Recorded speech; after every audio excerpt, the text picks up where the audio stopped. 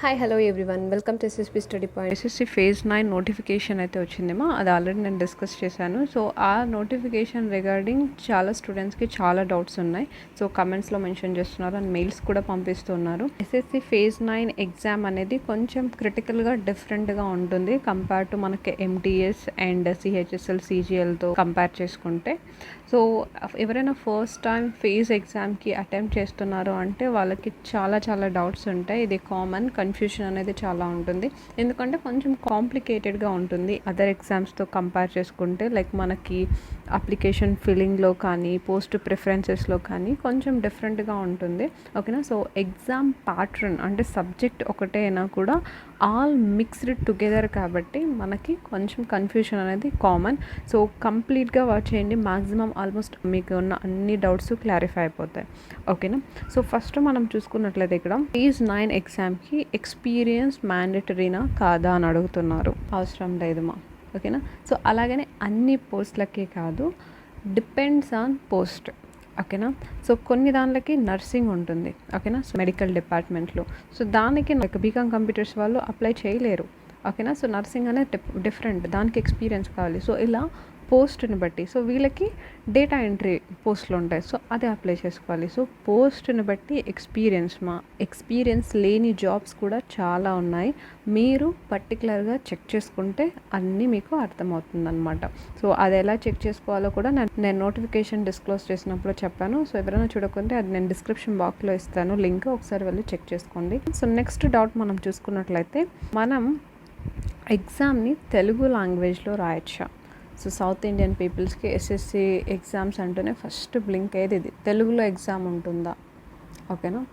So గుర్తు పెట్టుకోండి మా, ఎస్ఎస్సి ఎగ్జామ్లు అయినా లేక సిహెచ్ఎస్ఎల్ అయినా సిజిఎల్ అయినా అదర్ ఎగ్జామ్స్ అయినా కూడా మోస్ట్ మనకి ఇంగ్లీష్ లేదా హిందీ, సో ఈ రెండు లాంగ్వేజెస్లోనే కండక్ట్ చేస్తుంది మోస్ట్ ఎగ్జామ్స్.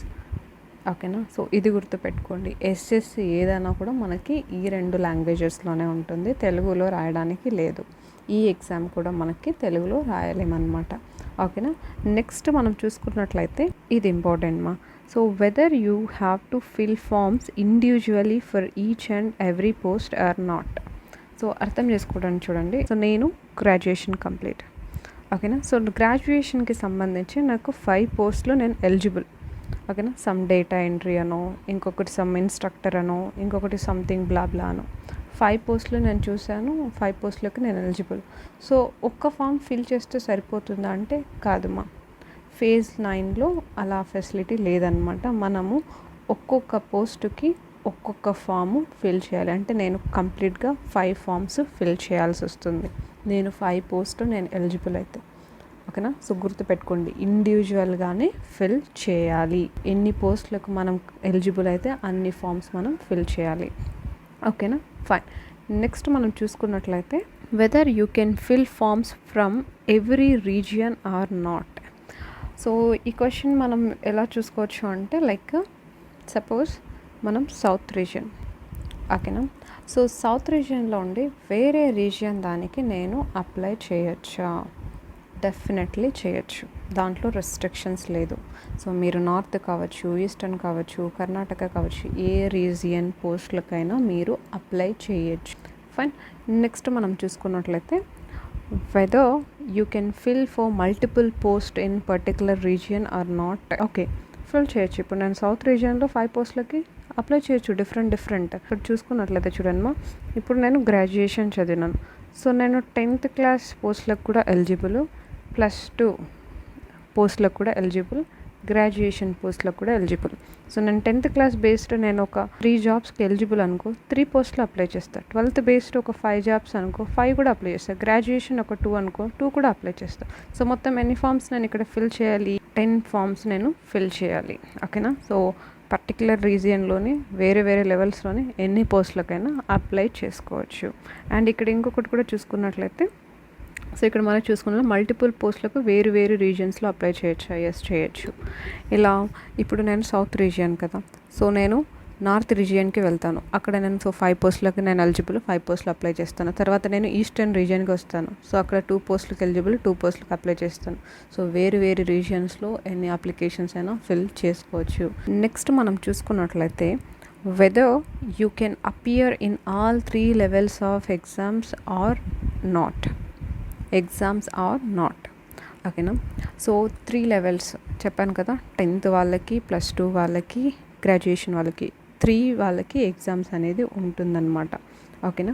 సో ఇప్పుడు నేను ఏం చేశానంటే 10th లెవెల్లో నేను 2 పోస్టులు ఎలిజిబుల్, నేను 2 ఫిల్ చేశాను. +2లో 1 పోస్ట్ నేను ఫిల్ చేశాను. గ్రాడ్యుయేషన్లో 5 పోస్టులు ఫిల్ చేశాను. సో నేను ఇప్పుడు ఎన్ని ఎగ్జామ్స్ రాయాలి? మొత్తం 5, 6, 7, 8 ఎగ్జామ్సా? కాదుమా. సో 10th క్లాస్లో 2 పోస్టులకు ఎలిజిబుల్, 2 పోస్టులకు కలిపి ఒక ఎగ్జామ్ రాయాల్సి వస్తుంది.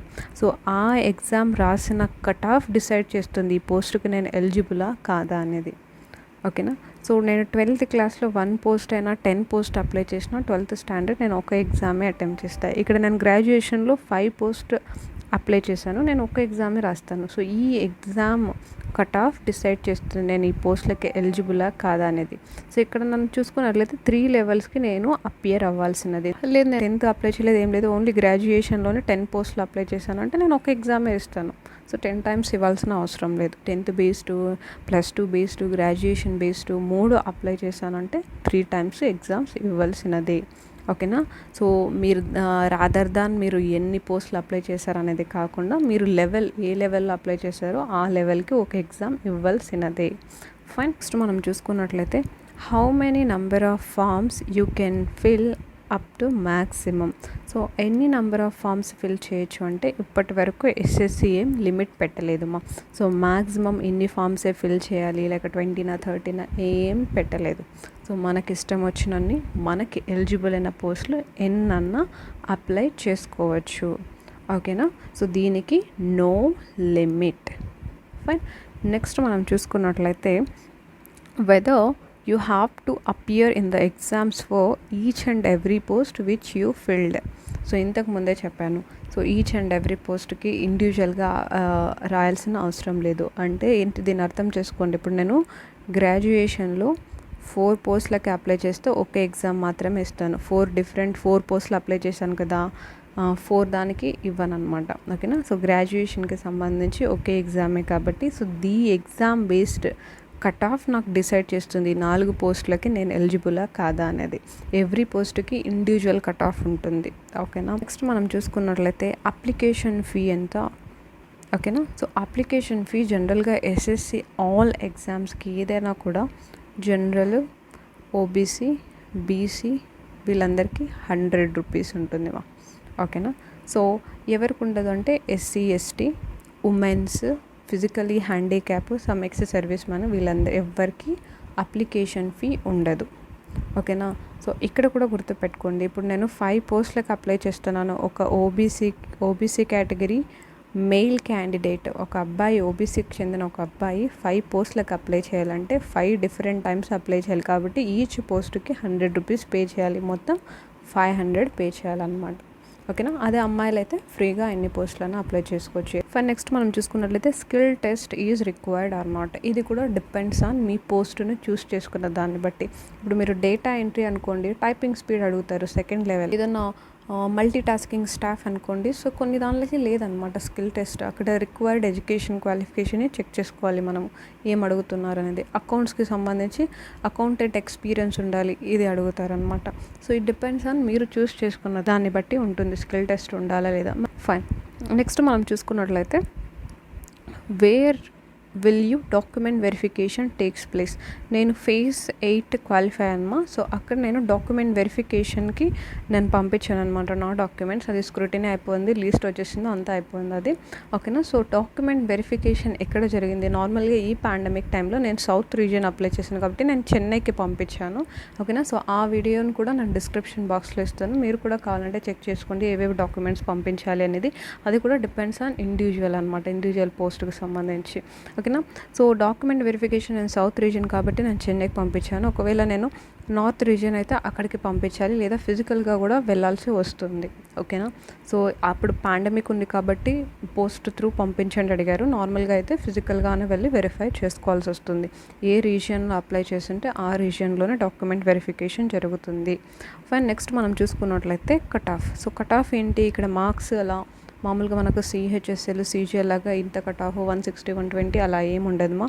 200 మార్క్స్కి కండక్ట్ చేస్తారు మనకి. ఇక్కడ పర్సంటేజ్ 35%, 30%, 25%. సో ఇలా పర్సంటేజ్ మినిమం రీచ్ అవ్వాలి. ఓకేనా. సో లెవెల్ని బట్టి డిఫరెంట్ పోస్ట్కి డిఫరెంట్ ఉంటుంది. మాక్సిమం నార్మల్గానే ఉంటుంది కట్ ఆఫ్ కూడా. ఏం టెన్షన్ అవ్వాల్సిన అవసరం లేదు. పక్కాగా మీరు కరెక్ట్ పోస్ట్నే తీసుకొని కరెక్ట్గా అటెంప్ట్ చేస్తే ఈజీగా మీకు జాబ్ అనేది వచ్చేస్తుంది. ఓకేనా. సో ఇవేమో నాకు మ్యాక్సిమం ఆస్పిరెంట్స్ అడిగిన డౌట్స్. సో మ్యాక్సిమం మీకు అన్నీ క్లియర్ అయిందని అనుకుంటున్నాను. ఇంకా ఏమన్నా మీరు అడగాలనుకుంటే నాకు కామెంట్స్లోకి మెన్షన్ చేయండి, లేదా నాకు మెయిల్కి పెట్టండి. సో మీరు అబౌట్లోకి వెళ్తే మెయిల్ ఐడి కూడా ఉంటుంది, ssbservices@gmail.com. అక్కడ కూడా మీరు షేర్ చేయండి. ఓకేనా. హోప్ మీకు ఇది హెల్ప్ఫుల్ అయిందని అనుకుంటున్నాను. వాచ్ చేసినందుకు thank you so much. Take care. Bye.